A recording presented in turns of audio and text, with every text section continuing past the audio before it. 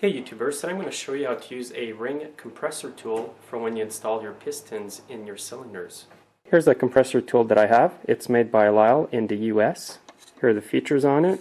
You tighten it up with this key here, just by putting it into the hole here and turning.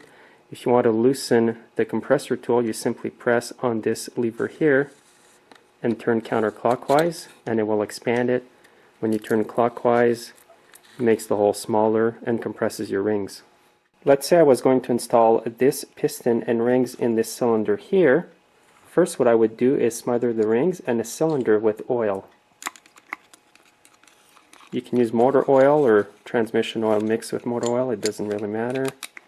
Now line your cylinder with a bit of oil and now spread it all over.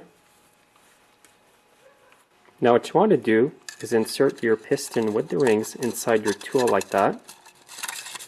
Now turn the handle here, and what that's going to do is tighten up and compress the rings.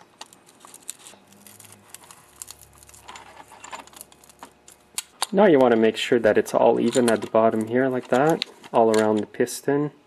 Now insert your connecting rod and piston down the cylinder in the proper way it should go. Now once you've got the piston lined up and ready to go, just grab a piece of wood, stick it on top of the piston like that, and now with the hammer, gently tap down. Now you're going to see the connecting rod coming down. Go gently. If you encounter any resistance while doing this, stop immediately and make sure that the compressor tool is on properly and that all the rings are squeezed. If the piston won't go down and you keep pounding it with the hammer and a piece of wood, what's going to happen is you could break the rings, and you don't want to do that. And it all appears to be going down good.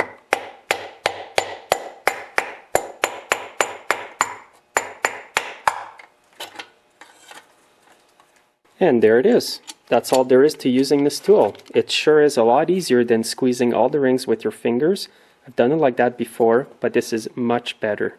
Now if you do a lot of work on small engines or car engines, I highly recommend you getting one of these.